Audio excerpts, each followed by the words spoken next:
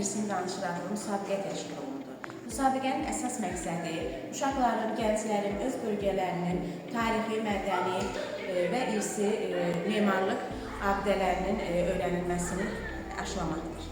Mən sinif yoldaşım Layla ilə birlikdə Ağdam Cümə Məscidini hazırlamışam. İndi isə Ağdam Cümə Məscidinin tarixi haqqında məlumat verəcəyik. Mən Ağdam Cümə Məscidiyəm. Daşdan, kərpizdən yoğrulsam da, yaddaşımdan, göz yaşlarından və dualardan hörülmüşəm. Məni 1868-1870-ci ildə ucaltdılar. Memarım Qarabağın ruhunu daşıyan ustalardan biri Kərbəlayi Səfiqan Qarabağı idi. O mənə elə tikmişdi ki, təkcə namazgah olmayım, həm də şəhərin ürəyi olum. 2 minarəmi göyə doğru qaldırdı. Sanki buradayam deyə hayqırmaq üçün. Günbəzimin altında ilk dualar oxunanda daşlarım titrədi. Çünki bilirdim ki, mən uzun ömürlü olacağam. Uzun illər Ağdamın səsi oldum. Cümə günləri həyətim dolub daşardı. Uşaqların qaçışı, uşaqların ağır addımları, amin deyən dodaqlar. Mən hamısını eşitdim, hamısını yadımda saxladım. Müharibədən əvvəl şəhər necə yaşayırdısa, mən də onunla nəfəs alırdım. Sonra sükut gəldi. İşğal illəri başladı. Ətrafımdakı şəhər yerlə yeksan oldu. Mən ayaqda qaldım. Amma tənha. Amma yenə də yıxılmadım. Çünki bilirdim ki, bu torpaq məni yenə çağıracaq. İllərlə xarabalıqların içində tək qalan şahid oldum. Dünya məni şəkillərdə tanıdı. Dağıdılmış Ağdamın ortasında dimdik duran bir bina kimi. Mən danışmırdım, amma halımla hər şeyi izah edirdim. Və nəhayət azadlıq gəldi. Azərbaycan əskərinin addım səsini eşidəndə daşlarım yenə titrədi. Amma bu səfər sevincdən.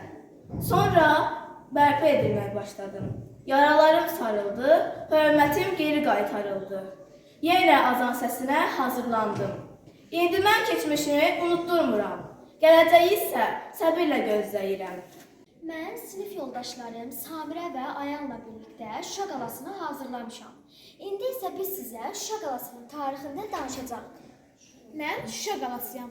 İndi mən sizə özümün keçmişim və bu günümdən danışacağam. Azərbaycan mədəniyyətinin inkişafında mühüm rol oynamış, Azərbaycana dahi şəxsiyyətlər bəxş etmiş, Azərbaycanın gözəl güşələrindən olan Şuşada Qarabağ xanlığının banisi Pənahəli xanın 1752-ci ildə müdafiə məqsədi ilə uca dağ başında tikdirdiyi bir qalayam. Mənim alınmaz qala olduğum hər kəsə məlum idi. Bir çox düşmənlər yürüş etsə də mənim keçilməz sədlərimdən keçə bilmədilər.